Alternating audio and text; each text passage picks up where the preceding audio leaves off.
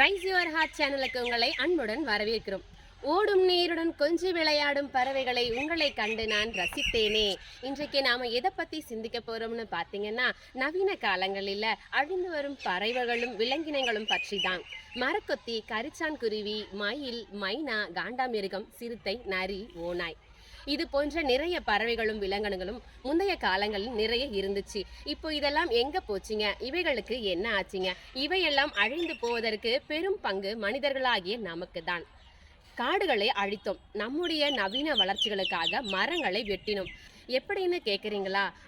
மரத்தின் மேல் கிளைகளில அநேக பறவைகள் வந்து தங்குமிடமாகவும் மரத்தின் கீழே விலங்குகளின் வசிப்பிடமாகவும் இருந்தது. இன்று மரங்கள் இருக்கக்கூடிய இடத்தில் பெரிய பெரிய செல்போன் கோபுரங்களும் மின் கம்பங்களும் காணப்படுதுங்க.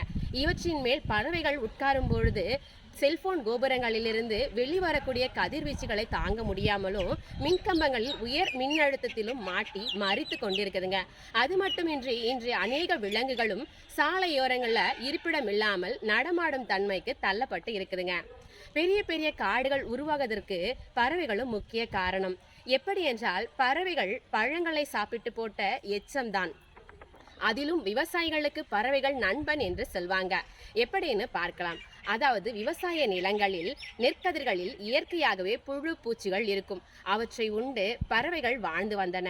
இன்றைய காலத்துல பூச்சிக்கொல்லி மருந்துகள் தெளிக்கப்படுவதால் புழுவும் இல்லை, பூச்சிகளும் இல்லாமல் பறவைகள் உணவின்றி செத்து போகுதுங்க. அரச மரம், ஒரு கிராமத்தோட வளர்ச்சி அந்த மரத்தை பார்த்தாலே சொல்லிடலாம். நம் முன்னோர்கள் மரத்தடியில உட்கார்ந்து தாங்க அநேக பிரச்சனைகளுக்கு தீர்வு சொல்லியிருக்காங்க.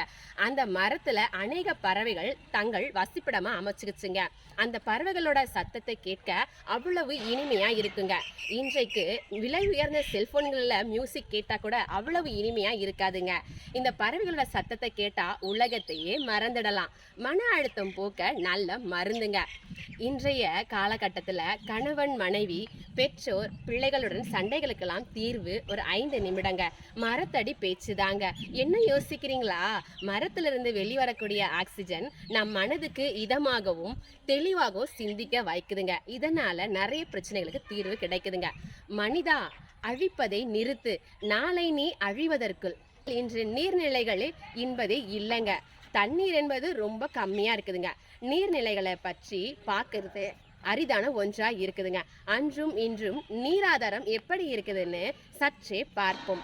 அன்று தாத்தா ஆற்றில் பார்த்தார், அப்பா கிணற்றில் பார்த்தார். இன்று நாம் பாட்டிலில் பார்க்கிறோம். மகன் குழாயில் பார்ப்பான், பேரன் எங்கு பார்ப்பானோ? இந்த கேள்வியை உங்களிடமே வைக்கிறேன். காகம், ஒற்றுமைக்கு காகம் உதாரணமா சொல்லலாம். தனது இரையை பார்த்தால் தான் மட்டும் உண்ணாமல் கரைந்து அழித்து ஒற்றுமையாய் செயல்படுங்க.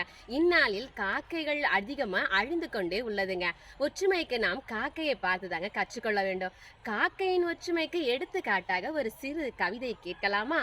எங்களுக்கு கட்சி இல்லை, தலைவன் இல்லை, பிரிவும் இல்லை, அடிமைத்தனம் செய்யாத பறவை இனம், சொத்தும் இல்லை, சொந்த ஊரும் இல்லை, பரந்த காட்டில் சிறு கூடு எங்கள் குடில். அன்றைக்கு சாலையோரங்களில புற்களை மேய்ந்து கொண்டிருந்த பசுக்கள் இன்று புற்கள் இல்லாத காரணத்தால நாம் சாலையோரங்களில் வீசப்படுகிற பிளாஸ்டிக் கழிவுகளை உட்கொள்வதால ரொம்ப பாதிக்கப்படுவது இந்த பசுக்கள் தாங்க. அது மட்டும் இல்லைங்க, நாம் வீசக்கூடிய பிளாஸ்டிக் கழிவுகளால் கடல் நீரில் இருக்கும் மீன்களும் செத்து போகுதுங்க. எப்படின்னு பார்க்குறீங்களா? நாம் கடலில் போடக்கூடிய பிளாஸ்டிக் தட்டுகள், பிளாஸ்டிக் பைகள் நீரில் போவதனால அதனுடைய நச்சுத்தன்மைகள் கடல் நீரில் கலக்கிற போது இந்த மீன்கள் அவற்றை சாப்பிட்டு தன்னுடைய வாய்க்குள்ள அடைத்து கொண்டு மரித்து போகுதுங்க. அந்த காலங்களில் கடல்களுக்கு சென்றாலே கடல் அலைகளை பார்ப்பதற்கு மிகவும் அழகா இருக்கும். அதன் அலைகளை ரசிச்சுக்கிட்டே இருக்கலாங்க. ஆனா இன்னைக்கு நாம கடலுக்கு போனா அப்படி ரசிக்கக்கூடிய அலைகள் மத்தியில நிறைய பிளாஸ்டிக் கழிவுகள் தாங்க இருக்குது. இது மனதுக்கு இதமா இல்லைங்க. பார்க்க எங்கேயும் பிளாஸ்டிக் கழிவுகளே இருக்குதுங்க. இது அலைகளோட அழகையே உருமாற்றி கொண்டிருக்குதுங்க. பொதுவா மனிதனுக்கும் பறவை மற்றும் விலங்குகளிடையே ஒரு நெருங்கிய தொடர்பு இருக்குங்க. அந்த தொடர்பை நீட்டிக்க நாம் எல்லாரும் மரக்கன்றுகளை நட வேண்டும். அவ்வாறு பராமரிக்கப்படும் மரங்களிலிருந்து கிடைக்கக்கூடிய பழம் மற்றும் காய்கள் நமக்கு மட்டுமின்றி பறவைக்கும் விலங்குகளுக்கும் கூட பயன்படுங்க. மீண்டும் பறவைகளின் சத்தத்தை கேட்கணும்.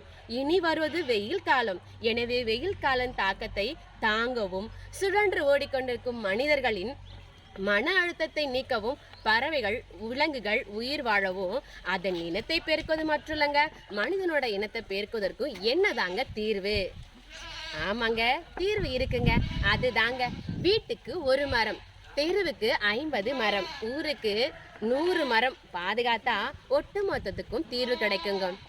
எங்களையும் கொஞ்சம் வாழ விடுங்களேன். இப்படிக்கு பறவை மற்றும் விலங்குகளின் குரலாக இயற்கையை நேசி, காற்றை சுவாசி.